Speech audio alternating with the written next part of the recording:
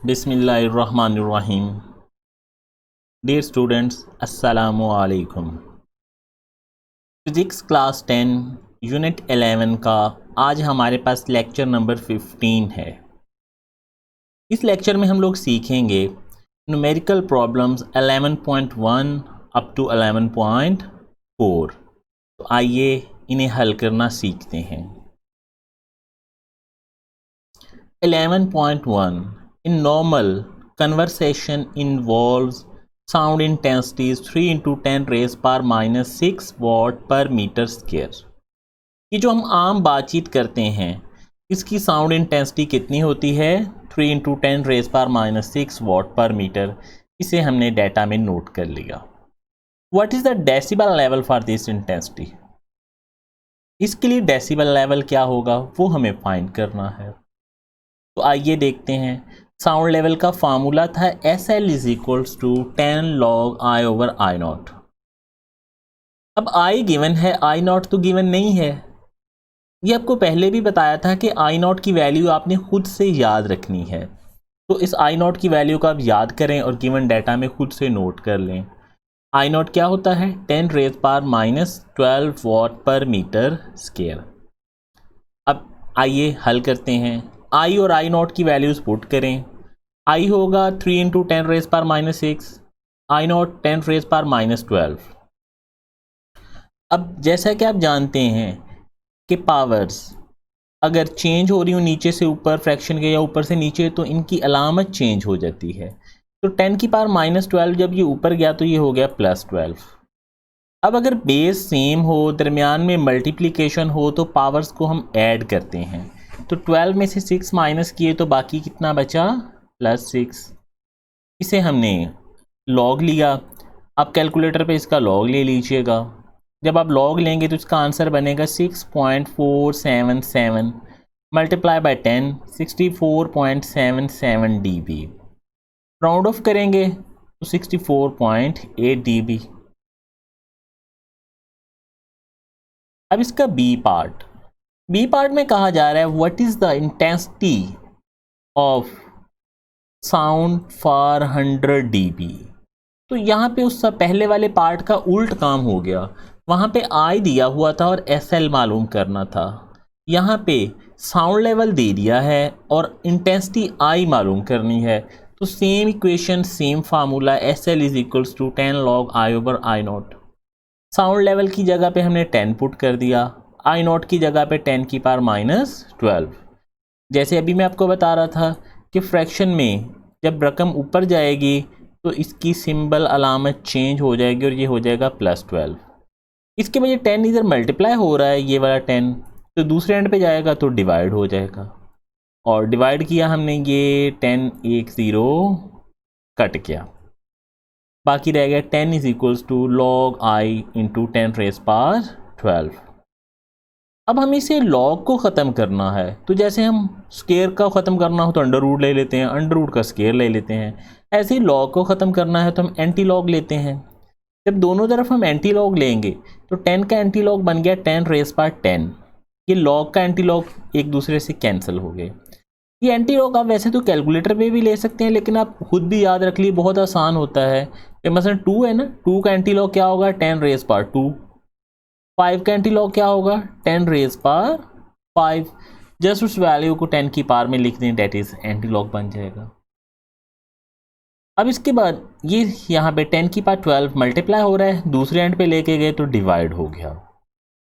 इसके बाद हमने ये जो ऊपर था 10 की पावर 10 इसको नीचे लाए तो ये माइनस हो गया, प्लस 12 माइनस 10, बाकी रह गया प्लस 2। 10 की पावर 2 बराबर होता है 100 के। 1 over 100 is equals to 0.01 and this is equal to 0.01 watt per metre square. तो बिल्कुल आसान सा क्वेश्चन है, उम्मीद है आप समझ गए होंगे। कुछ कन्फ्यूजन हो तो आप मुझे व्हाट्सएप कर दीजिएगा। 11.2 If at Anarkali Bazaar, Lahore, intensity level of sound is 80 dB, what will be the intensity of sound there? वही जो पीछे हमने क्वेश्चन पढ़ा ना उसका बी पार्ट था, सेम वही क्वेश्चन यहाँ पे आ गया है। साउंड लेवल दिया हुआ है आई मालूम करना है, फार्मूला हमने लिखा, आई नॉट की वैल्यू आपको याद रखना है, वैल्यूज़ पुट की, साउंड लेवल 80 हो गया, आई नॉट 10 की पावर -12, ऊपर जाके +12, 10 मल्टीप्लाई हो रहा है, दूसरे एंड पे डिवाइड, ये 0 कैंसिल हुआ, 8 रह गया यहाँ पे। इसके बाद ये 10 की पावर को ख़त्म कर, ये लॉग को ख़त्म करना है तो हमने एंटी लॉग लिया, 8 का एंटी लॉग हो गया 10 की पावर 8, और दूसरे एंड पे लॉग और एंटी लॉग कैंसिल, 10 की पावर 12 उधर मल्टीप्लाई हो रहा है, इधर आके डिवाइड, 10 की पावर 8 प्लस में था और ये नीचे था 10 की पावर 12 प्लस में, नीचे वाली रकम को हम ऊपर लेके ये हो गया -12, तो ये हो गया जनाब -12 + 8। ये आपको रूल्स पता ही होंगे कि अगर एक रकम माइनस की हो एक प्लस की हो तो हम उन्हें माइनस करते होते हैं, लेकिन अलामत लगाते हैं बड़ी दिखने वाली रकम की, तो ये हो गया 10 की पावर -4। तो I is equal to 10 raise power -4 watt per metre square. Third question है, at the particular temperature the speed of sound in air is 330 metre. हमने डाटा में लिख लिया। If the wavelength of a note is 5 centimetre, wavelength हमने note की। अब जैसे कि आप जानते हैं कि सेंटीमीटर तो यूनिट नहीं है, यूनिट मीटर है, तो मीटर बनाने के लिए हमने इसे 100 पे डिवाइड किया, ये हो गया 0.05 मीटर्स। एफ़ हमें फ्रीक्वेंसी मालूम करना है, तो इसके लिए हमारे पास सोल्यूशन या फार्मूला क्या होगा, v is equals to F lambda.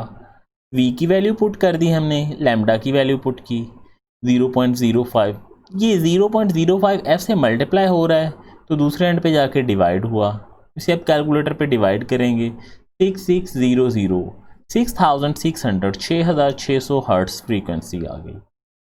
अब इस क्वेश्चन का बी पार्ट है, is this frequency is in the Audible range, क्या ये फ्रीक्वेंसी ऑडिबल रेंज में है।